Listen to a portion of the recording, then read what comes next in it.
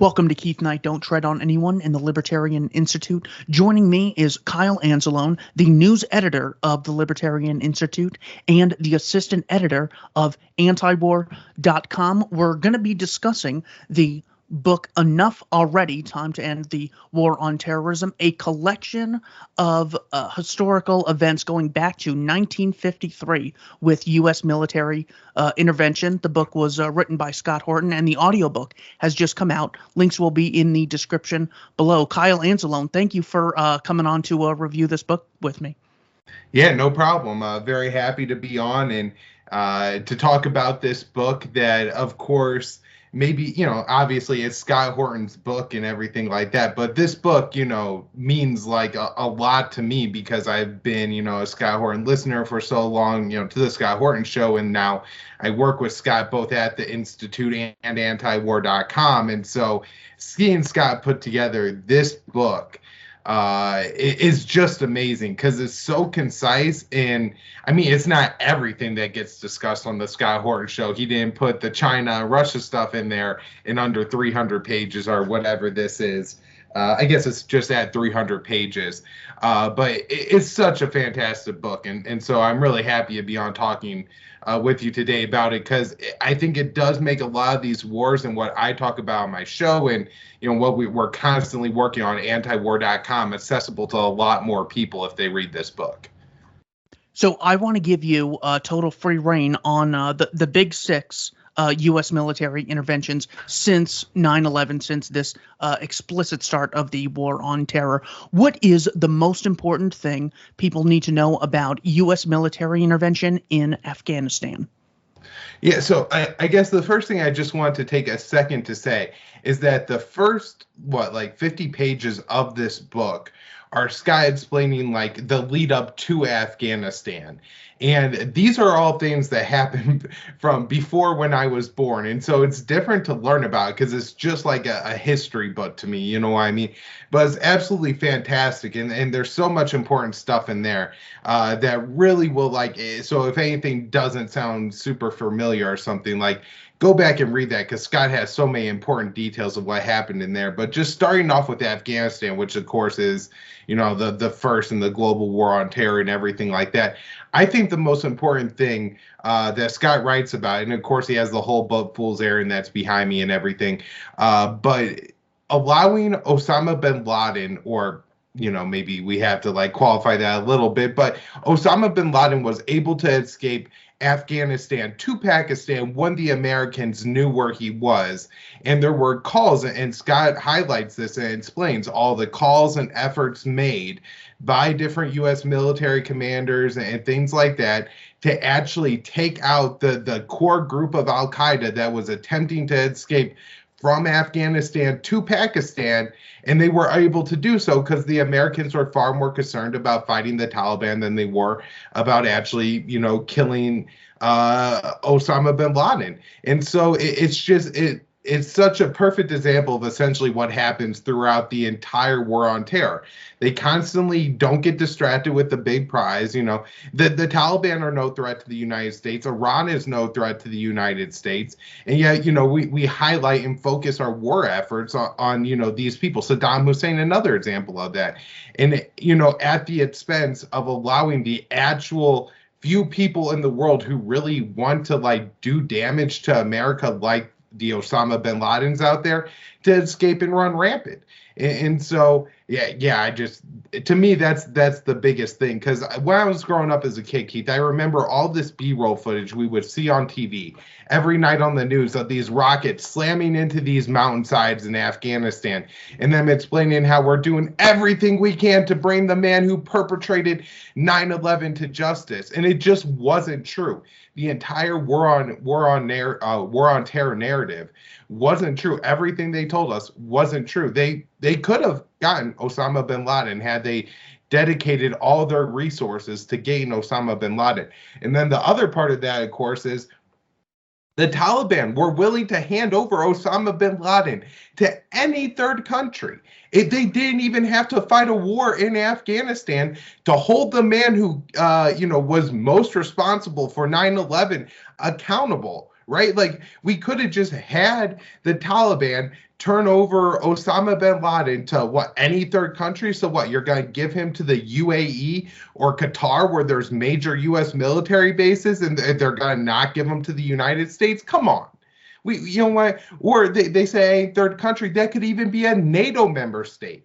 Give them to the UK. Allow then for the US to like present their extradition evidence in court, just like they're doing now with Julian Assange. And of course, you know, that's a whole fictitious case, but you know, we could extradite people and do from the UK to the US all the time. You know, there are legal ways to handle this kind of stuff. You know, I actually had a conversation with Eric Brakey, who's really great and everything, from Yale recently, and it's even forgotten on libertarians. They go, "How do we deal with terrorism?" You know, if you commit a crime, if you kill Americans, there's an American justice system to handle that, and it all could have been handled that way. But George Bush wanted wars, and he created wars for it. And briefly explain the motives of Osama bin Laden and Ayman al-Zawahiri's group, Al-Qaeda. What was their motive for attacking Americans from 93 to 2001? Yeah, so there's a lot of attacks in here, and in part of this time, Osama bin Laden's in Sudan. He's not even in, you know, Afghanistan or anything like that. They carry out attacks on the USS Cole in Yemen, and bombings of different embassies in Kenya and Saudi Arabia and elsewhere. But you know, the motivation here, what Osama bin Laden, you know, whether or not this guy believes what he's right, like he's a leader. So if he is just like some more politician who just sees this as an opportunity to recruit people to his followers, or he actually believes there are two different things, right? But it doesn't really matter. The point is this is the message that Osama bin Laden conveyed to get people to kill themselves in order to do damage to the American empire or actually kill Americans, right? And that was that the U.S., after the Iraq War, they stayed in the Holy Land, in the land of the whole two holy places, Mecca and Medina, Saudi Arabia, and continued to bomb Afghanistan, or Iraq, excuse me, from there.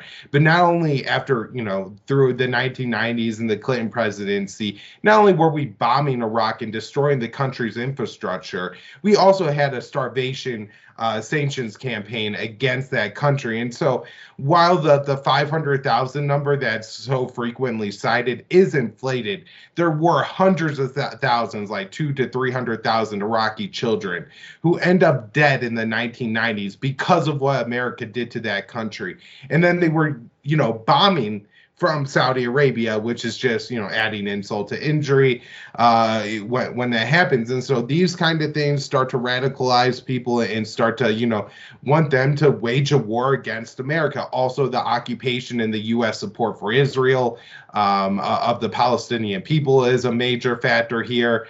I think there's one more grievance he has that I'm missing. The bombing of Sudan. They bombed that I think it was some kind of medicine facility in Sudan, and you know that ends up depriving people of medicine and killing a whole bunch of people. But just, you know, how general U.S. imperialism worked around the world, where the Muslims got screwed. You know, if you go back, there's some great people who point out that, like, if you go back to the after World War I, World War II, America was actually like seen as the by people in the Middle East as like defeating the occupiers, or like surviving, like, you know, what happened to Europe and everything like that. You know, we have freed ourselves from European colonialism, right? And so actually, it's not like Muslims just hate Americans or America or anything like that. It's been, you know, the sustained campaigns in the Middle East, I guess, stretching back from, you know, the overthrow of the Iranian government,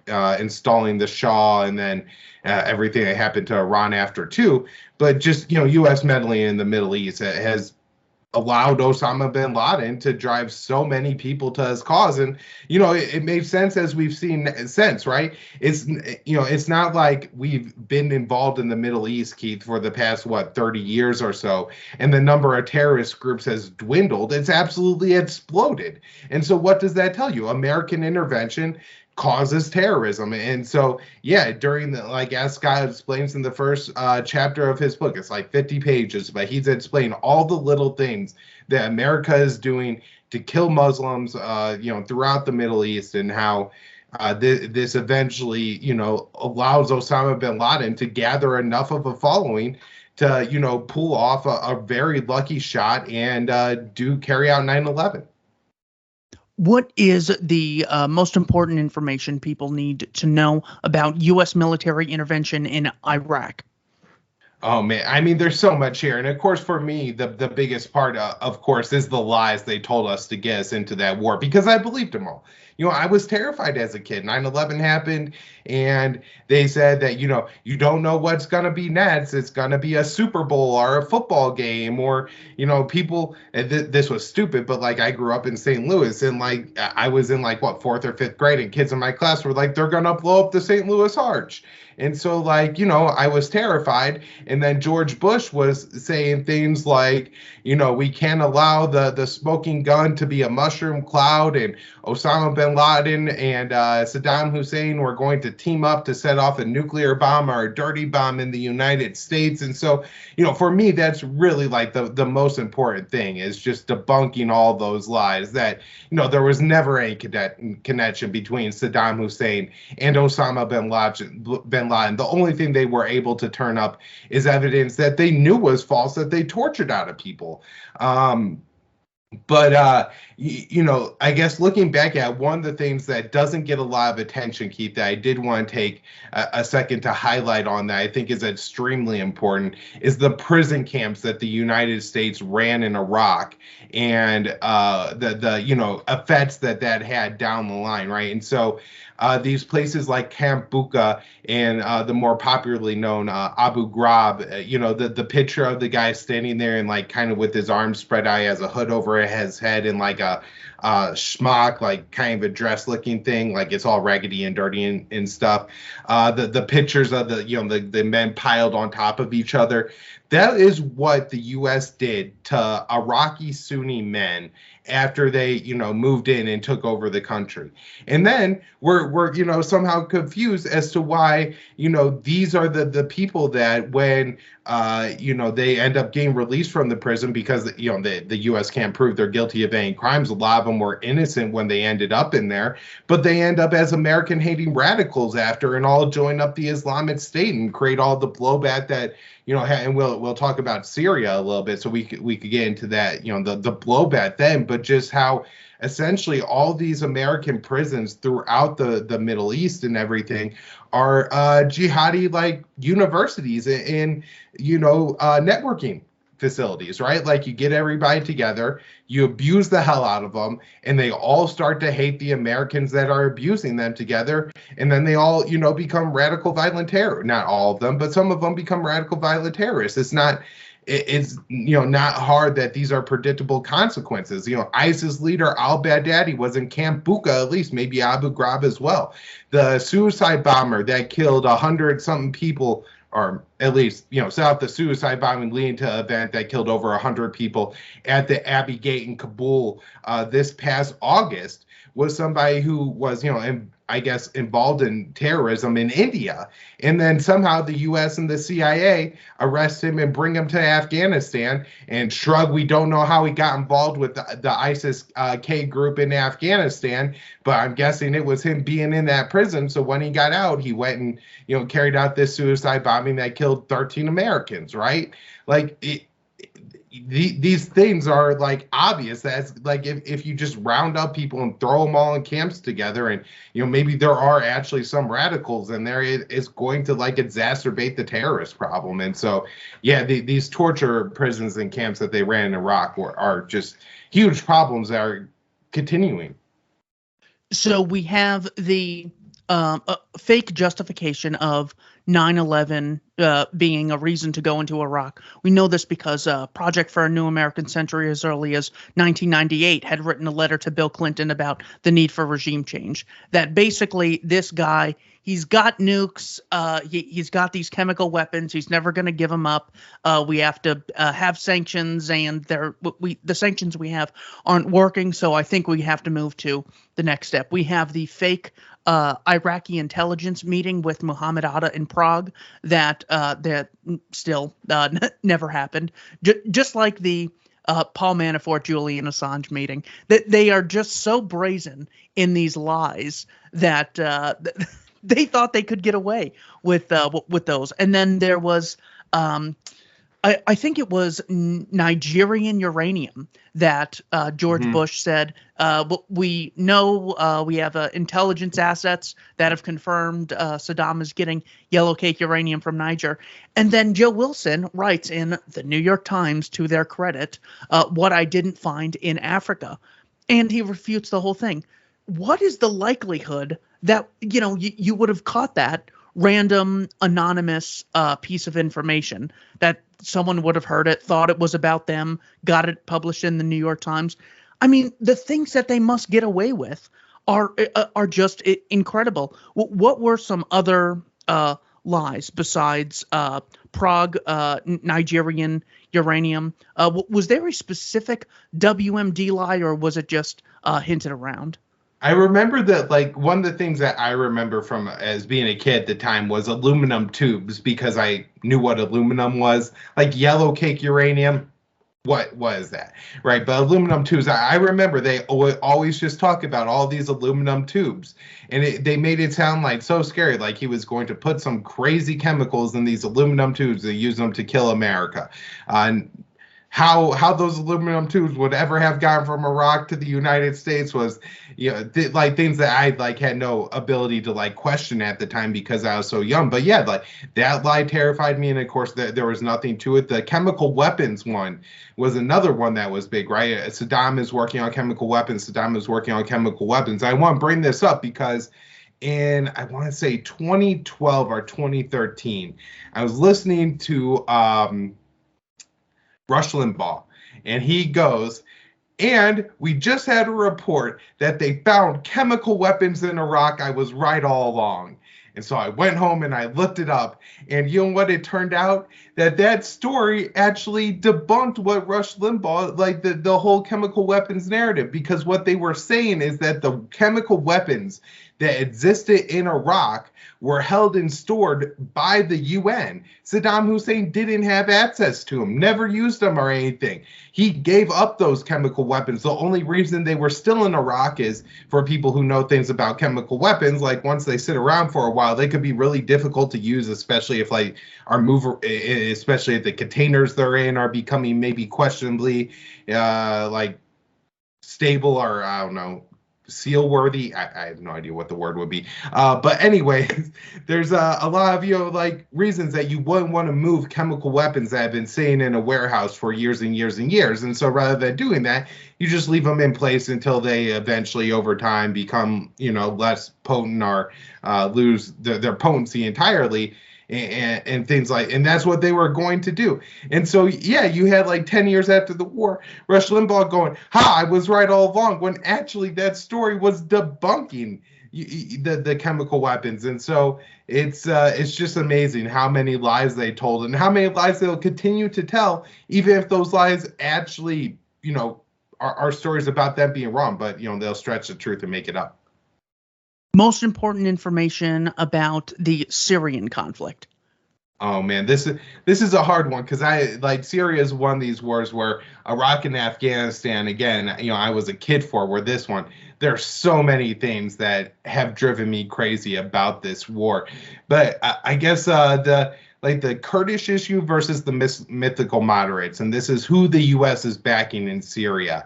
And so Scott has a lot of great information on the Timber Sycamore program in the book, and how the U.S. was backing the, quote unquote, mythical moderates, or the moderates, what they called the Free Syrian Army, which was really just, maybe there were a couple people who weren't extremists, but, they were joining up or had their weapons taken from them by Al-Qaeda in Iraq that had moved over to Syria.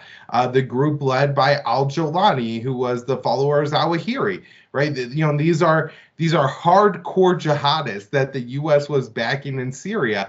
And even in 2012, then Director of National Intelligence Michael Flynn signed off on a memo that said that this program ran the risk of creating an Islamic caliphate in Syria and Western Iraq. And that's, of course, exactly what happened.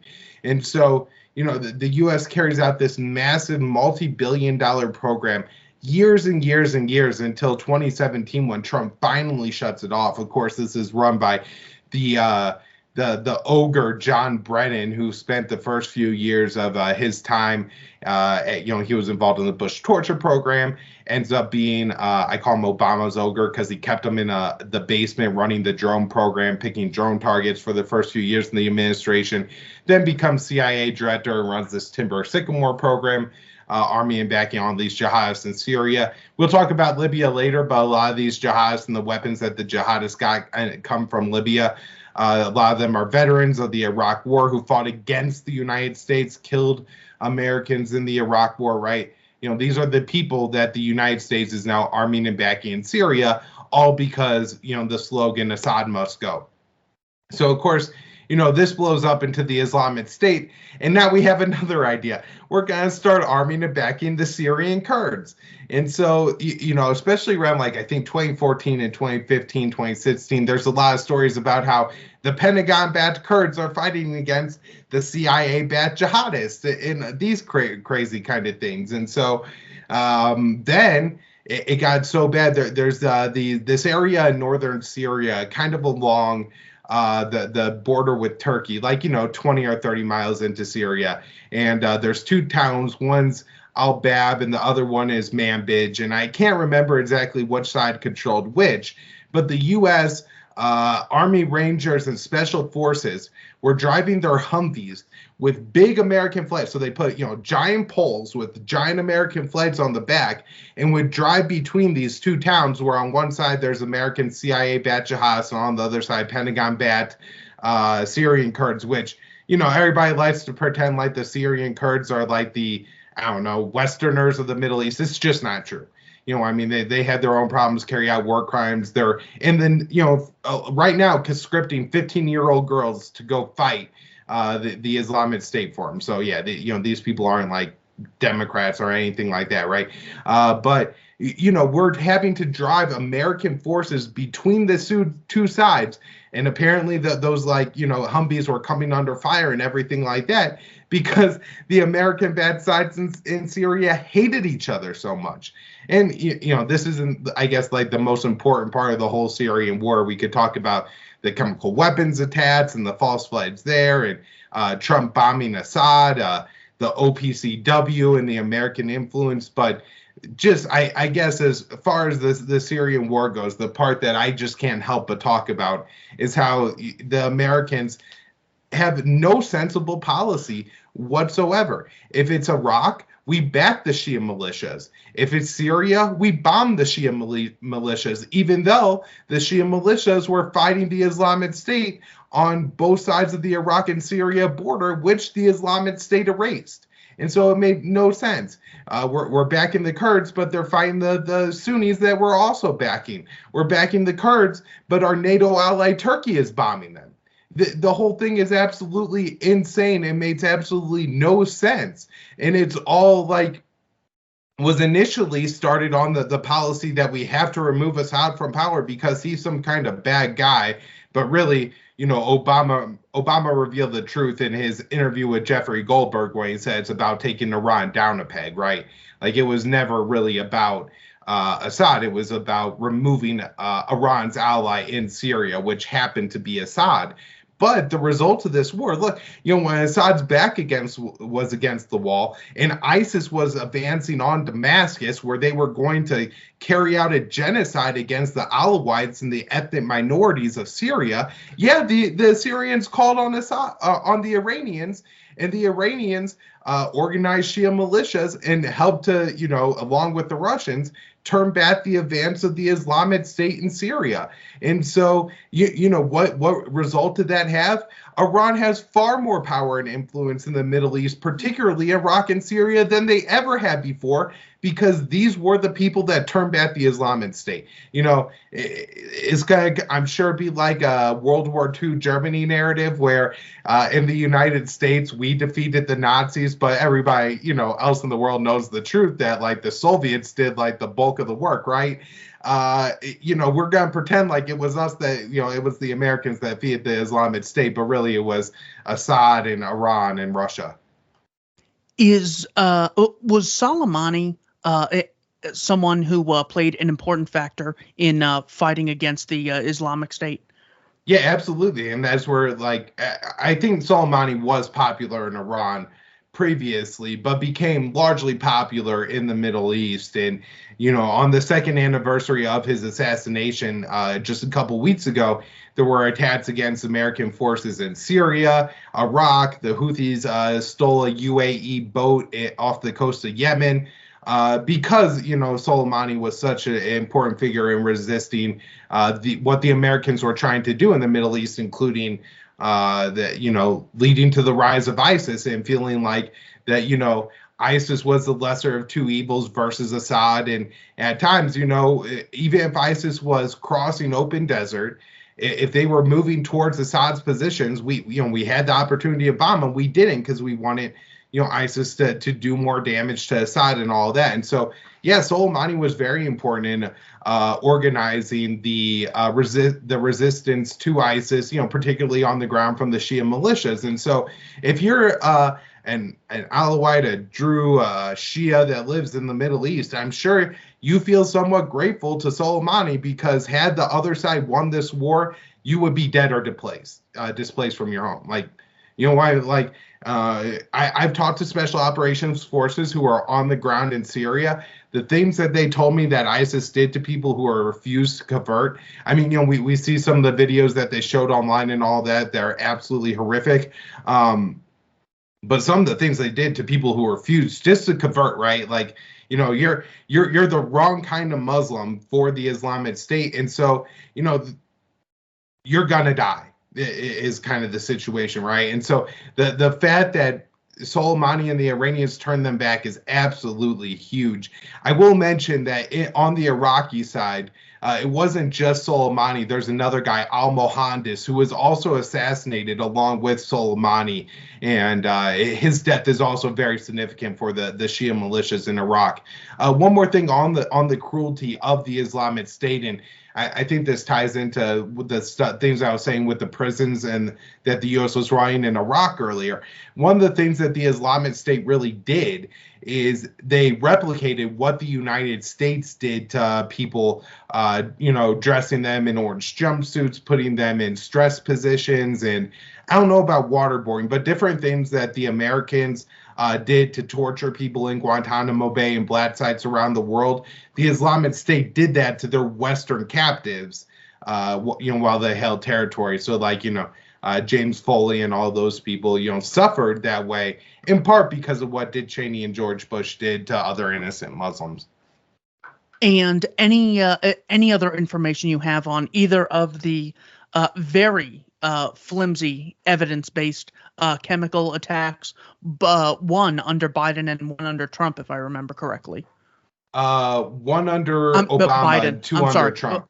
I'm sorry. So I get the two mixed up. Yeah. So the first one, 2013, Eastern Ghouta, there is a sarin chemicals weapons attack that kills, I think, between like 600 and 1,500 people, depending on whose numbers you're reading. Initially, this is blamed on the Syrian government. Later, there is a really good report by Theodore Postel, who works at MIT, a literal rocket scientist, who goes and shows that because of where this rocket landed, we know that it could have, fired from X range to X range, right? You could look at a rocket and you could see that, like, it could only fly so far.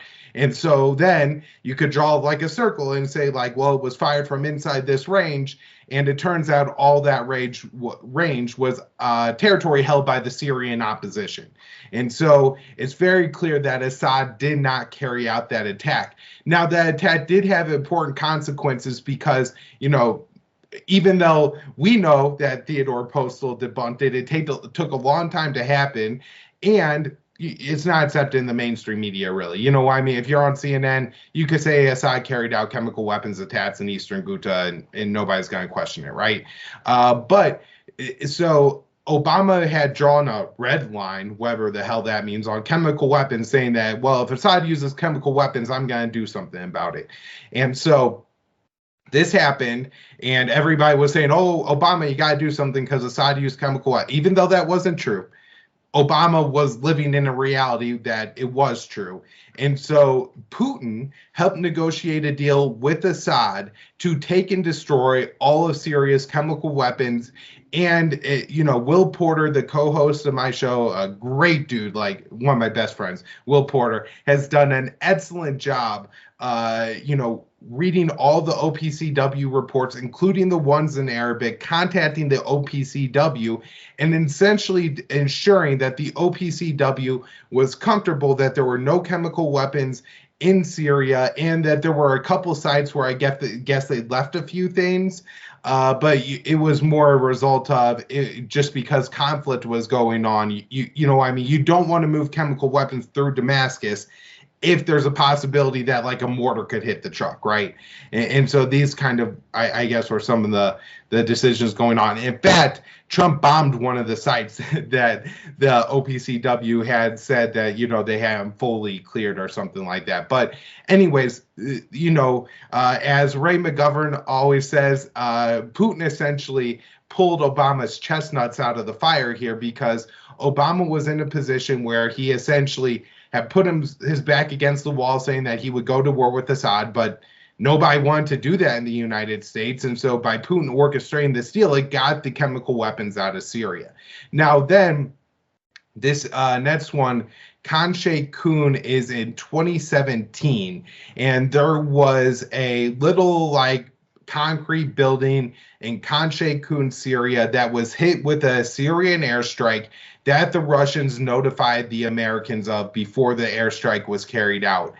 Syria says, and I think it's the case, that it was a conventional weapon that they used, and the strike hit a meeting of al-Qaeda leadership.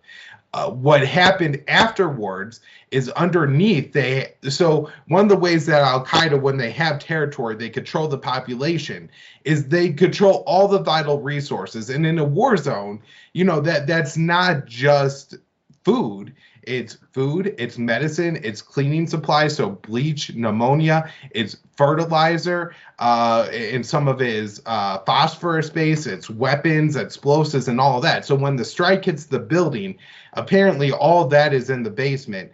And there's good reporting by Seymour Hersh on this at the London Review of Books. And they look at the places where the alleged rockets hit versus, where this building was, and, the wind direction and everything like that. And it's pretty clear that what happened here was that people did die from whatever substances were released from that burning building. But at the same time, that isn't like they dropped a sarin bomb on Khan Sheikh Kun, or I think even intentionally did this. Again, the Americans were notified of the strike. And then the third major one was Douma in 2019. This is an area outside of Damascus. Initially, it's reported that it was sarin. There's no evidence at all anywhere, any soil samples, anything that sarin was used in Douma at all. No proof of that. Now they allege that it was a chlorine attack, and that's because in a war zone, there's bleach, right, in different places. You're disinfecting things in different places. And so they find bleach or chlorine in the soil. It's not clear that the soil samples that were taken, that there was any kind of weaponized chlorine. All they find are traces of chlorine. So again, it could have been bleach or any kind of household cleaner in some soil. They also have a couple canisters that they say, one landed on a bed, one landed in a building, and they have a whole bunch of dead bodies, right? But none of the actual evidence. And Aaron Mate, who writes at the Gray Zone and on his own Substack, has done the absolute best work on this, explaining how basically what happens is that there's a lot of bombing going on in Douma, because this is an area held by the Syrian opposition, and snipers and other militants are carrying out mortar strikes into the rest of downtown Damascus from Douma. So, the Syrian government is trying to retake this territory. It's held by a Saudi-backed group that's a Salafist group. It's not ISIS maybe, but they're certainly very, very far right conservative Islamist, right? And they're fighting against the Syrian government, and they're carrying out heavy bombing, and so it's very dusty, and people start showing up to the hospital not being able to breathe really well. Some guy comes out and starts yelling gas, gas, gas, gas, gas. And so everybody just goes into mode and starts treating it like you would gas, because you just dump water on people. It's like, a low cost like kind of thing. And that pretty much is where the whole story stems from. And so, it's a little bit different, where 2013 was an actual false flag. 2017 is a distorted narrative. And this one is just an invented story. The best evidence they have is the CNN lady sniffing the backpack going, "It smells like bleach to me," which is absolutely nothing. Like, here's some chemical weapons. Please put your face into it and sniff it. And that's what the CNN lady does. So all the chemical weapons attached were fakes, are not actually carried out by Assad. Are you familiar with the current National Security Advisor, Jake Sullivan, sending an email to the Clinton campaign about AQ? Can you explain that email briefly, just to finish off the Syria discussion? We're probably going back to like 2011, 2012 here when Sullivan sends this email, and I think we get it from maybe the WikiLeaks or maybe the Leopold releases. But, this is from Hillary Clinton's emails, and one of her advisors is the current National Security Advisor, Jake Sullivan.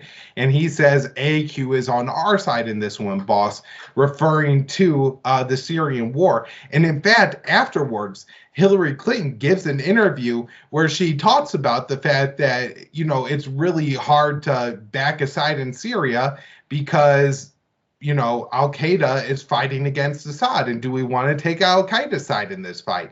And, that is what the Americans were doing in Syria. But yeah, even the Hillary Clinton emails absolutely show that's the case. Again, you have the Clinton emails, you have Flynn's DIA memo, and also once he becomes Secretary of State after Clinton, John Kerry is on a couple of recorded calls where he's talking about how the United States flooded Syria with weapons, and all it did is help the Islamic State. And I forgot the other one I was going to mention, but basically Kerry was he was talking about how the United States thought that they could control ISIS and lead to the chaotic collapse of the Syrian government. Next, we have the Libyan conflict. What is the most important aspects of the U.S. military intervention in Libya that people should know about? Yeah, so I guess start off with they lied us into this war too. Very important point. There's a couple of ways this happened. The first is that they claimed that Gaddafi was essentially going to carry out a genocide in eastern Libya. That after, so the Arab Spring happens in neighboring Tunisia. Uprising also happens in Libya. And a big part of the uprising in Libya is militants called the Libyan Islamic Fighting Group, I believe. LIFG.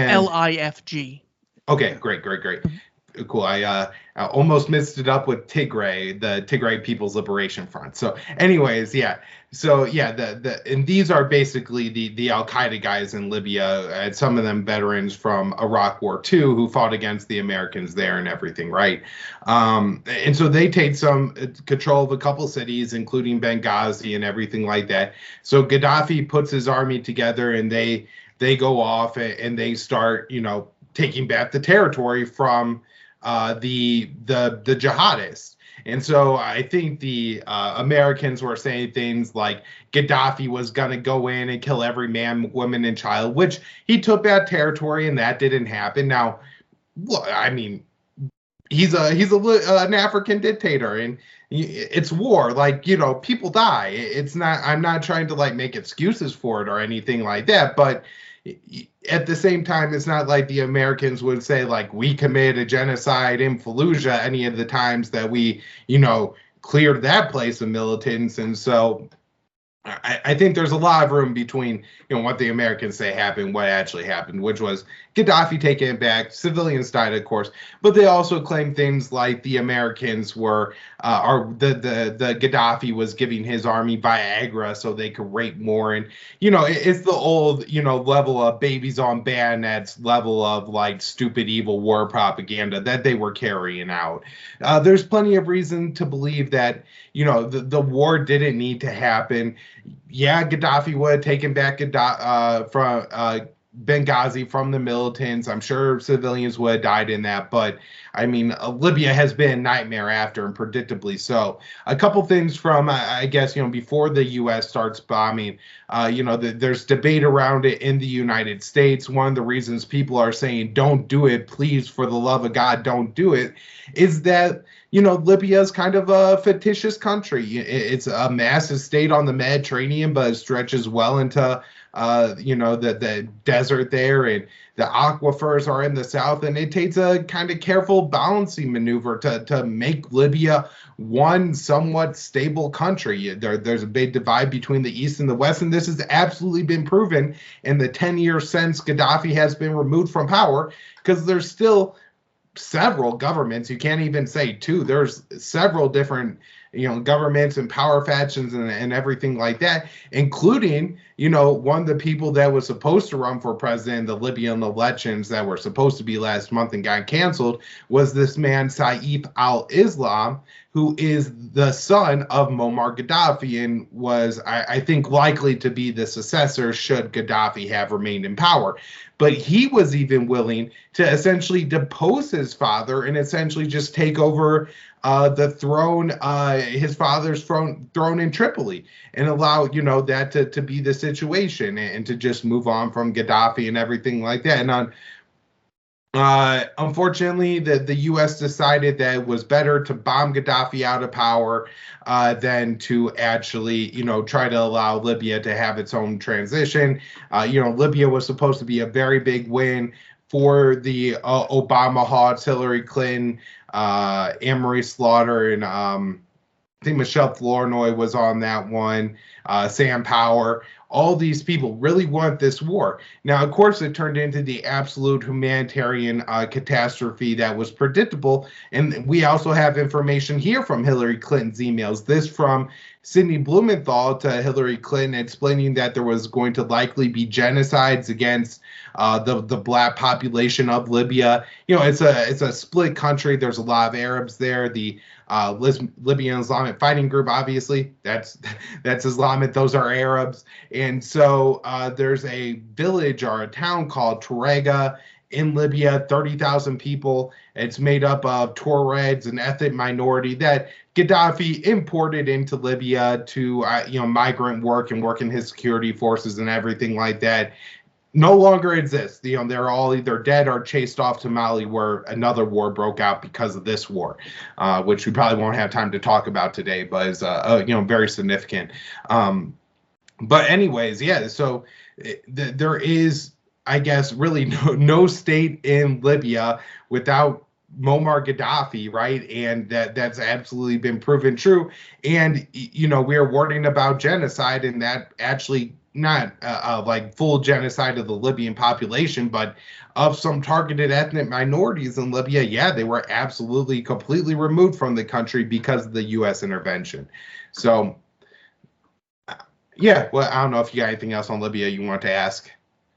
No, I just wanted people to know that the Viagra story was actually mentioned by Wolf Blitzer on CNN. I mean, the fake news that they're so terrified Alex Jones might be telling people someday in the future that could rile up someone crazy, they explicitly go forward with. Just unapologetically, no one gets fired, no one gets their accounts removed. It's it's just so brazen and in your face. When it comes to yeah. You know what? Let's just stay on that real quick. So one, as predictable, the humanitarian consequences in Libya were absolutely awful. But one of the things that happened was slave markets and chattel slavery, like selling people at markets to go do forced labor. in Libya. And it's just absolutely crazy, right? All these people, again, who weren't a false news and the rise of Trump and everything like that. It was their fake news that led to the rise of slave markets in Libya. And, this is like the greatest wet dream of any Klansman that, could possibly exist. If Trump really was the grand wizard and he could reinstall the selling of black people in a country, but it was Obama and CNN that did it. Right? Like the disconnect there between what actually happens and what they claim they're worried about is absolutely unbelievable. They create almost all the crisis they're constantly worried about. And just to talk on this point a little bit more. So you've had, I don't know if it's actually a million, but hundreds of thousands of people die in the past 10 years attempting to cross from Libya into Europe, right?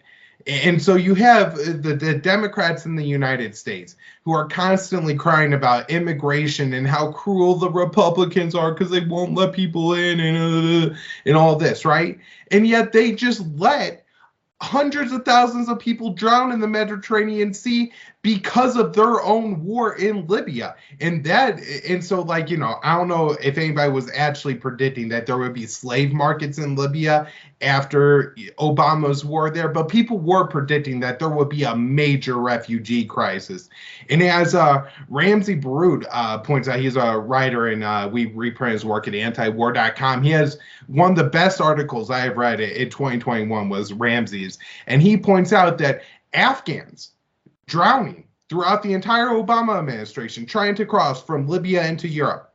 None of them care. None of them, the poor Afghans, we have to save their, nothing. You know why? Because they were fleeing from the Taliban. And so, they were fleeing from the American war, not from the Taliban. And so if they end up in the West, there's no political benefit for the warmongers to have them there. But if you have Afghans who are fleeing the Taliban, well then, those are people who, if there's a new government in Afghanistan, yeah, they could go back to their home. And so U.S. intervention, this is the small sliver of Afghans who the U.S. intervention benefits are the ones that we want in the United States. That way they could be a community that advocates for war. But the actual refugees who spent 20 years fleeing America's wars have died all over the world. They've drowned in the English Channel. They drowned in the Mediterranean Sea. They drowned off the coast of Morocco trying to make it into Spain. And nobody has said a goddamn word about them because if they made it into the West, they wouldn't convey the political message that the warmongers want.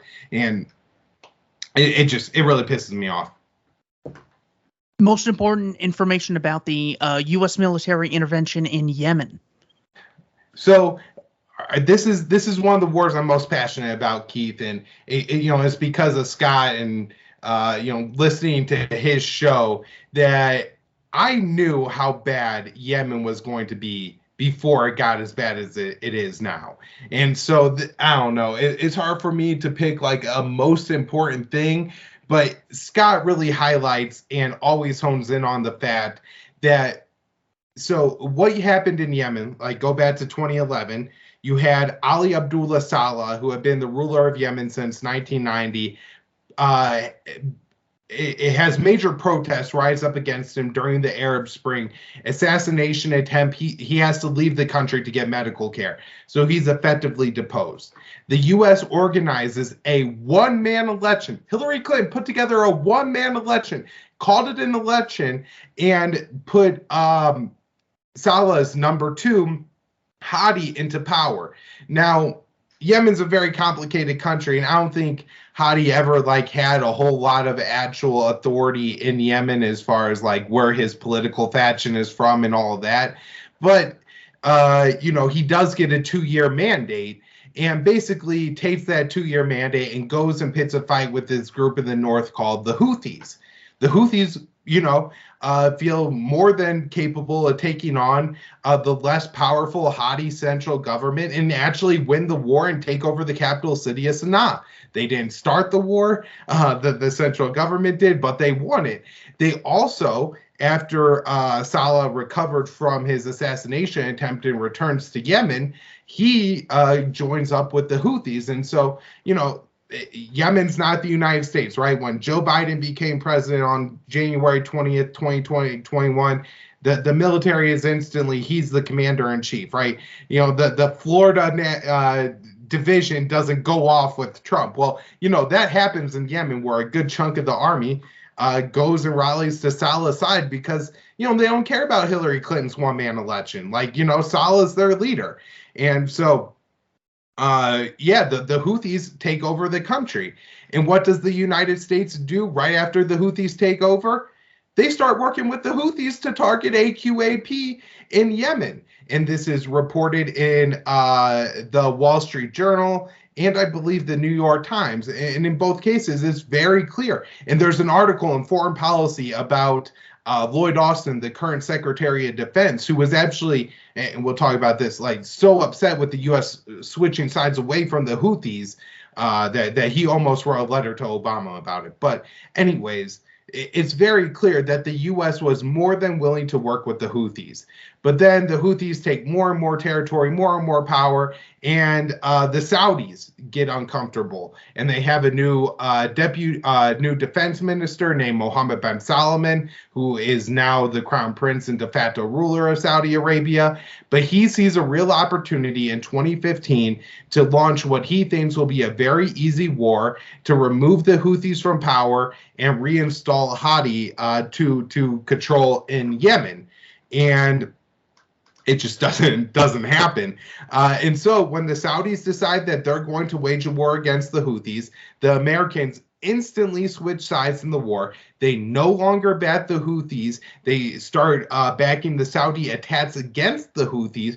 But even worse, the Saudis and their Emirati partners in Yemen, on the ground in Yemen, start backing and aiding AQAP and the Islamic State faction in Yemen against the Houthis. And so the United States completely switched sides in this war.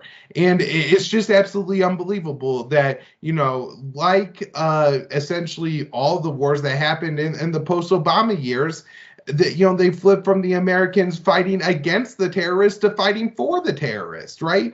You know, in Libya, we're fighting a war against Gaddafi, but who does it benefit? The Libyan Islamic Fighting Group. In Syria, we're directly supporting the terrorists. There's absolutely no question about it. Nobody even complains about it and is, you know, explicitly done so because, you know, the terrorists are apparently better than Assad, which is completely absurd. And then Yemen's the other example where, you know, we back the side opposing the Houthis, who are the main enemies of Al-Qaeda and ISIS in Yemen. And then our allies in Yemen, the Saudis and the Emiratis, explicitly back them, fund them just this past couple weeks.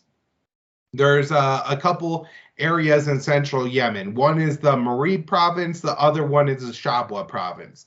The Houthis were making progress in both Marib and Shabwa, and then the UAE has this group of 15,000 Salafis. These are, you know, the hardcore, maybe not like Osama bin Laden worshippers, but certainly violent Islamic extremists, right? 15,000 of them, they deploy them to Shabwa, they take territory back from the Houthi. Right? Like, still, even to this day, the American side in this war is backing the most Islamic extremist faction against the side that is more than happy to work with the Americans to kill them. It's absolutely unbelievable. And then finally, most important information about intervention in Somalia. Yeah, so I mean, there's a lot here, and this is, you know, one of the parts in the book where I think Scott has a real, what's the libertarian term, comparative advantage, where it's not like Scott knows as much about Somalia as he does Afghanistan, but he knows more about Somalia than essentially anybody else in the U.S. and really understands like the 20-year history, 30-year history of the U.S. intervention in ism in Somalia, going all the way back to like the Black Hawk Down incident, which to me was just a Hollywood movie growing up, right? So yeah, definitely check out the Somalia chapter of this book. I guess the part that that's most interesting to me, and I think maybe has the most significance at the moment, is in so like there's this period in Somalia after the government collapses, right, where you have warlords controlling everything, and then it kind of evolves into this semi-anarchist quasi-government called the Islamic Courts Union.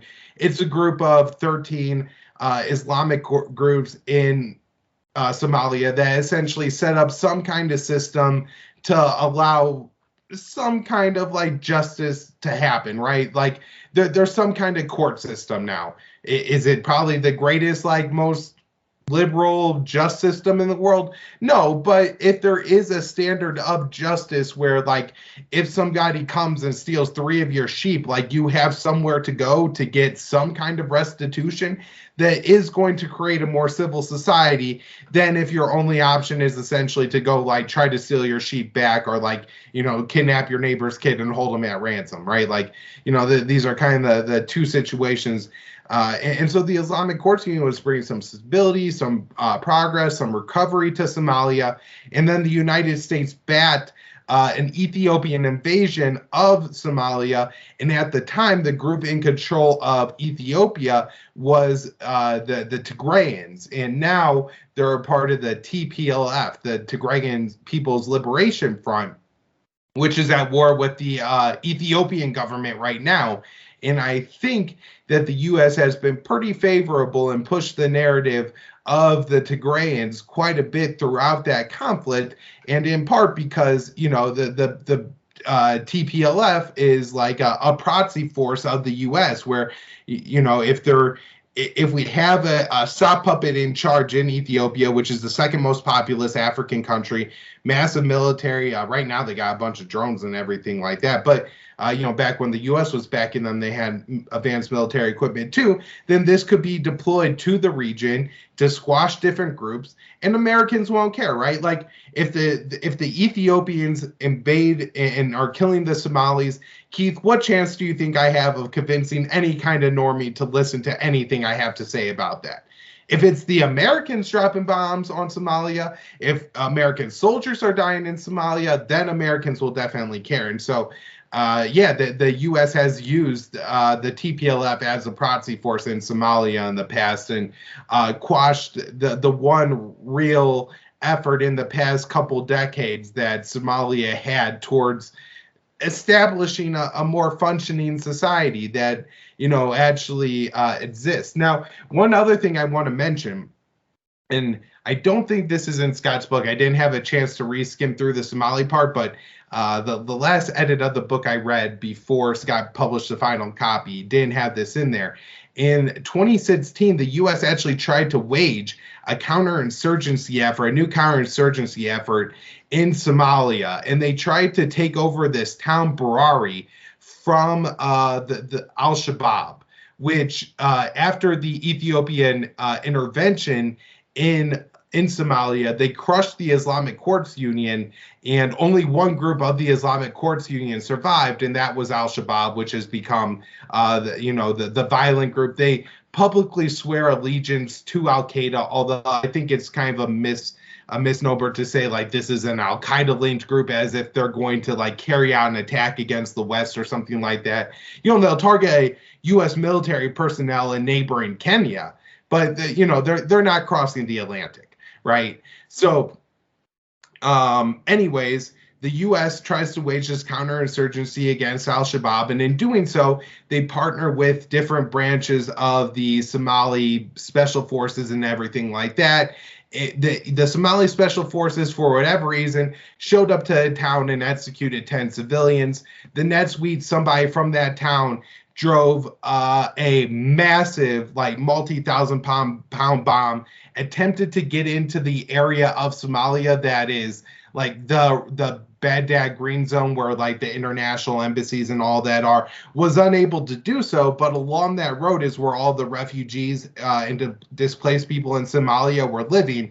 And so he detonated the bomb there, causing the biggest terrorist attack in African history. And I believe this is October of 2016 that this attack happens, killing over 600 people. And they just have no idea how many people died because, there's just refugees on the side of the road that were obliterated by the bomb blast. But, this is just another example of how, American blowback creates terrorism and all that. The book is Enough Already, Time to End the War on Terrorism. Kyle, where is the best place to find your collection of contributions? The Libertarian Institute is probably the best place for that, which is probably the best place to buy Fool's Errand and Enough Already, and your coming book. Hope I say that. If not, you could just edit it out. But Scott tells me about it, so I assume it's cool to say. Let's see. So yeah. So check out the Libertarian Institute. I am the co-host of the Conflicts of Interest podcast with Connor Freeman and Will Porter. Will's still on hiatus, but he will be returning. And so me, Connor, and Will put out at least 3 shows a week on foreign policy, mostly. Also cover war, COVID, that kind of stuff too. I do a news roundup at the Libertarian Institute Monday through Friday, all of what I think are the most important news stories of the day. And then I'm at antiwar.com as well. I put the viewpoints there together. So if you want to know what I think are smart anti-war opinions, then check out the viewpoints at antiwar.com and the spotlight and all that. Thanks to everyone for watching Keith and I Don't Tread on Anyone in the Libertarian Institute. Kyle, thank you for your time, brother. Thanks, Keith.